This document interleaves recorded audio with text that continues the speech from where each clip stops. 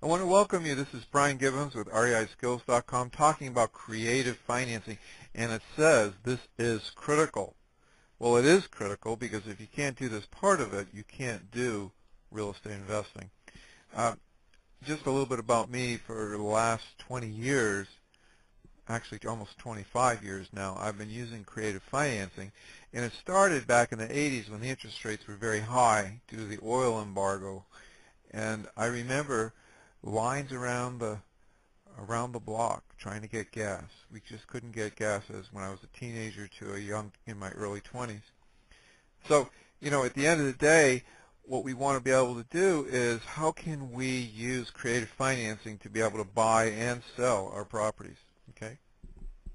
So, it's so important that you understand what these creative finance strategies are, okay? We're going to break down how these things work, okay? We're going to talk about specific strategies for buying a home to live in with no money down, along with strategies that will even allow you to walk away from a closing with cash in your hand. And as we go through these finance strategies, we're also going to help you identify what type of deals and strategies best fit your abilities. This is important, and your financial goals, so that you can make confident and informed investment decisions. So you need to know the money sources. You need to know the money sources.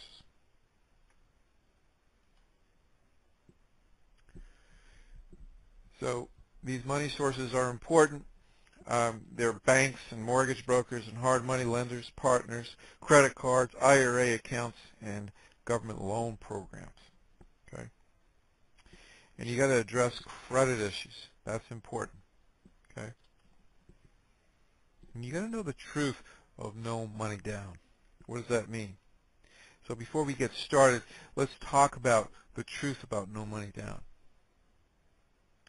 You may have preconceived ideas on how no down payment real estate investing actually is done, but chances are many of your perceptions are wrong. They're not correct. There's numerous ways you can buy real estate with no down payment, and some of these ways include getting seller financing, doing a lease option, buying a property using private money, or flipping a property wholesale. Now, can the seller still get some cash? One misconception many people have is that no money down means that the seller does not get any money. But this is not always the case. It just means that you as an investor are not going to take money out of your own pocket to buy the property. Many times, the seller is going to get some money, and this money could come from any number of sources. The money could come from a loan that you borrow, maybe, or the money could come from your end buyer if you're doing a wholesale flip or a lease option flip. In a case where the seller holds a seller-held mortgage, like a wraparound mortgage, you could help the seller sell some of those payments on a note to a note buyer. Now, what's OPM? Everybody knows what OPM means. OPM means other people's money, right? As the old saying goes, it takes money to make money. However, the money it takes does not have to be your own money. It can be OPM or other people's money, or even other people's credit. That's why we call them credit partners. Just for starters, OPM, you could be money from a private lender or a JV partner, or it could even be the seller's existing financing. There's numerous ways that you can make money in real estate without taking money out of your own pocket and using your own credit. By the way, if you just want to become truly wealthy in real estate, you must learn how to use other people's money to do it. So it doesn't take your own money to make money. It just takes the knowledge of how to make money either without using money or without using other people's money, by using other people's money. That's what we're going to try to cover right now. We need to have an introduction to these creative financing strategies, okay?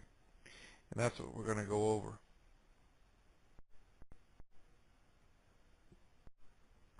Now, this introduction to creative financing strategies, for a real estate deal to work, there's got to be some form of creative financing. And to understand these techniques better, we're going to break them down, and there's 3 categories. As you notice in the middle of this slide, it says no financing strategies. What's that? Well, it means that there's no financing at all. This is where we use a flipping technique with either a lease option or a wholesale.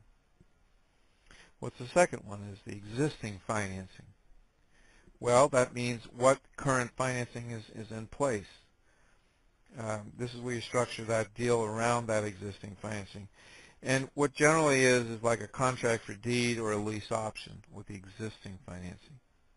And new financing, sometimes you got to bring in new financing. It's either from a bank or a hard money lender or a private lender. Okay. Now, if you're going to buy a rental property, it does not always require you to get new financing. Many times rentals can be structured around the seller's existing financing. But there'll always be some deals that require you to get brand new financing. So let's cover these 3 categories so you better understand when you need money or you need credit and when you don't. So this first one, investment strategies require no financing. So what is it? No financing means no qualifying and no money. Of course, this is no financing. It means that you don't need any credit because there isn't any financing for you to qualify for. It also means that you don't need any money. What little money you might need would usually be for these binder deposits or down payment deposits. So in this category is especially important if you have limited funds or bad credit. So flipping real estate, what's that all about? Well, the most popular way to make money in real estate is using no money, credit, or financing. It's by flipping property. That's where you put a contract on a house. It could be a sale and purchase agreement or an option to purchase agreement. Then either you assign the contract or do a double closing. Assigning means you sell your interest in the contract.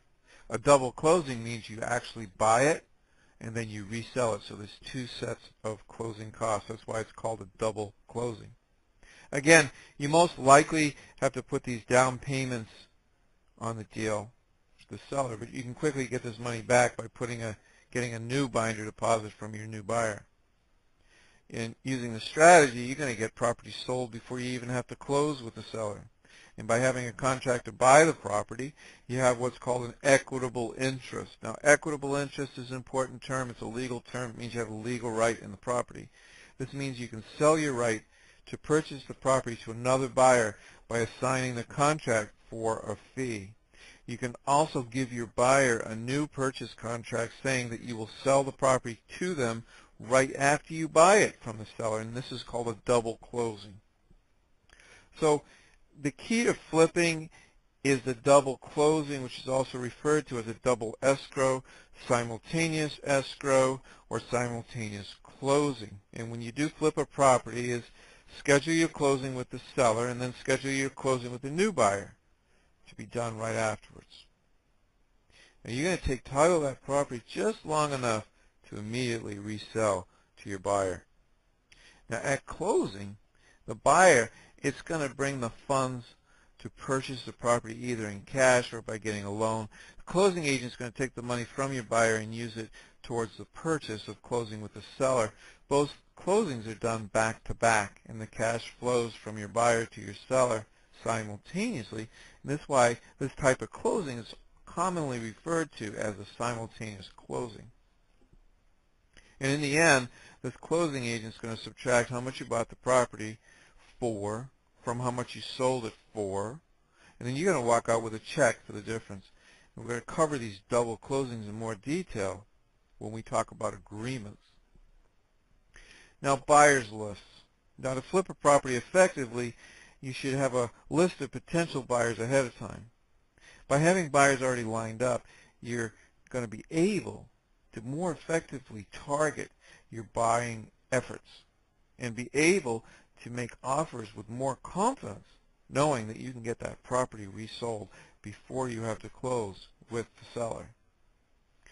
Now, having a backup strategy, exit strategy, of course, you're going to always need a backup strategy in case you can't get this property resold fast enough. After all, you signed this agreement saying that you're going to purchase the property with that seller. If you fail to do so, not only would you lose your deposit, but possibly your whole reputation locally. A knowledgeable investor will have a backup plan in place ahead of time, just in case they can't flip the property in time. What most investors do, they get a private lender to give them a private loan to purchase the property until they can find a new buyer. And at that time, the new buyer either assumes the private loan or the private loan gets paid off. Now, don't forget, you only need hard money as a backup for when you do not sell the property before you have to close. And we're going to cover this more later when we talk about financing sources. Now, there's another way you can flip the property without having to worry about being able to close, and that's by simply optioning the property and using a standard option. Now, when you option a property, it's not saying, you're not saying that you definitely will purchase the property. In fact, you're going to be letting the seller know up front that you only plan to exercise your option once you find another buyer.